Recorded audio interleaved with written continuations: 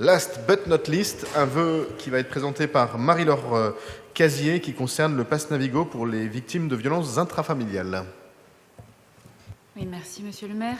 Donc, nous présentons un vœu demandant à la ville de Paris d'interpeller la région Île-de-France pour la prise en charge à 100% du pass Navigo des victimes de violences intrafamiliales.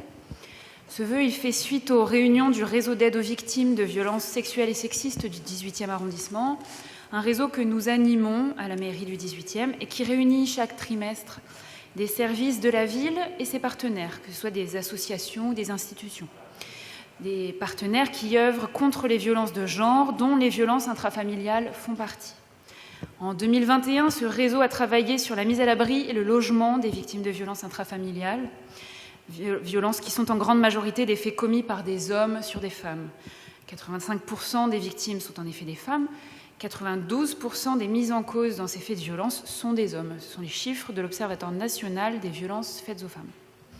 Le besoin de la prise en charge du Navigo des victimes de violences intrafamiliales fait suite au signalement des associations et des centres d'hébergement spécialisés que nous avons rencontrés depuis 2020 avec l'équipe municipale. Et je salue ici le travail mené par notre collègue Pierre-Yvain Arnaud, adjoint chargé des solidarités.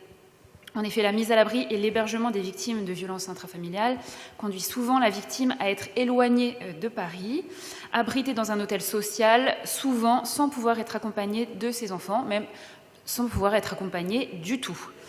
Ce sujet a déjà fait l'objet d'interventions et de vœux dans ce conseil, comme vous pourrez vous en rappeler. Cet éloignement subi, il produit des violences supplémentaires, que ce soit la complexification du parcours de prise en charge et de suivi des victimes, puisque l'aide sociale, c'est une compétence départementale, que ce soit la multiplication des procédures, l'éloignement du lieu de scolarisation des enfants, l'éloignement du lieu de travail, le cas échéant, etc. Les conséquences de cet éloignement se dressent comme des obstacles dans le quotidien des victimes.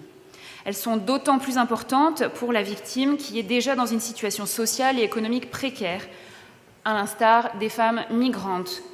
Ainsi, 100% d'entre elles ont subi des violences sexuelles, soit dans leur pays d'origine, soit dans leur parcours migratoire, soit à leur arrivée en France, voire dans chacun de ces trois cas. Pour ces femmes, la mobilité à l'échelle de l'Île-de-France est vitale pour accéder aux services publics, pour faire reconnaître leurs droits, pour trouver un travail et enfin peut-être un jour entamer le long chemin de la reconstruction psychologique. Or, en Île-de-France, la mobilité a un coût. Et là, je m'adresse à nos collègues de l'opposition. Ce coût, il est de plus en plus élevé, le coût de la mobilité. Voilà, contrairement aux promesses de la présidente de région au début de son mandat, à partir du 1er janvier, comme chaque année en fait, l'abonnement mensuel va encore augmenter. Il va passer cette fois-ci à près de 90 € par mois.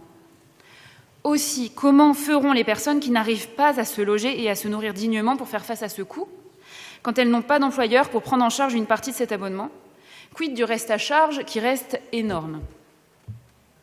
Vous allez peut-être me répondre, pour ça il faut peut-être écouter, qu'il existe déjà une tarification sociale et même un dispositif de gratuité des transports. C'est vrai, mais les conditions sont extrêmement restreintes. On apprend ainsi sur le site de la RATP que ce dispositif s'adresse aux allocataires du RSA sous certaines conditions qui sont à voir avec l'agence Solidarité Transport de la RATP. Sont également éligibles les personnes au chômage bénéficiant de l'allocation spécifique de solidarité de la complémentaire santé sans participation financière, ainsi que les anciens combattants et victimes de guerre. Voilà, ça fait quand même un nombre assez restreint de bénéficiaires. Alors, comment fait une femme migrante, victime de multiples violences, pour faire valoir ses droits et demander le RSA ? Puisque c'est un préalable, pour ensuite demander la gratuité des transports. Il faut au préalable avoir au moins, depuis 5 ans, un titre de séjour permettant de travailler, une carte de résident ou un statut de réfugié ou d'apatride, ou encore être bénéficiaire de la protection subsidiaire. Bon. Vous imaginez bien le parcours de la combattante pour arriver à bénéficier de la gratuité des transports quand on est une femme migrante, victime de violences. Imaginez-vous les délais administratifs pour avoir les bons rendez-vous, obtenir les bons documents et faire enfin une demande de titre de séjour qui, peut-être, si elle est acceptée, permettra peut-être un jour de demander la gratuité des transports. Est-ce que vous imaginez les délais que ça prend, l'énergie que ça suscite, l'ensemble des obstacles à dépasser, ne serait-ce que pour faire une demande ? Demander un visa, un titre de séjour ou l'asile, c'est une procédure kafkaïenne et humiliante dont l'issue dépend uniquement du bon vouloir de l'administration qui traitera votre dossier, administration que l'on ne peut évidemment jamais contacter. Voilà. Pour celles et ceux d'entre nous qui ont déjà accompagné des personnes dans ces situations, vous savez de quoi je parle. Pour toutes ces raisons, nous demandons au nom de toutes les victimes de violences intrafamiliales, quelles qu'elles soient, quel qu'ait été leur parcours, une prise en charge totale du pass Navigo dès lors que la personne est accompagnée par les services sociaux de la ville de Paris ou par ses partenaires. Nous vous appelons donc à voter ce vœu et je vous en remercie. Merci beaucoup, c'est un sujet évidemment important et un vœu qu'il est tout autant. Peut-être quelques mots, Pierre-Yvain, pour indiquer la proposition de vote, mais qui ne surprendra personne de l'exécutif, et puis on passe au vote. Je remercie d'abord ma collègue Marie-Laure Casier de porter une nouvelle fois la question des victimes, des personnes victimes de violences intrafamiliales devant nos regards. Et à travers elle aussi, l'énorme travail mené par le réseau qu'elle anime dans le 18e arrondissement avec des associations et nos services qui se dévouent à cette tâche-là. Ce qui est demandé à travers ce vœu, finalement, c'est une chose qui est très basique et pourtant décisive pour soutenir, sur le volet transport, au moins, la mise en protection et l'accompagnement des personnes victimes de violences. La ville regrette donc profondément la suppression des tarifs sociaux par la région. Vous l'avez cité, les quelques cas qui restent sont quand même très résiduels par rapport aux besoins. Et les difficultés, il faut le savoir aussi, qu'elle fait la région à la ville de Paris pour rembourser, quand la ville veut avancer de l'argent.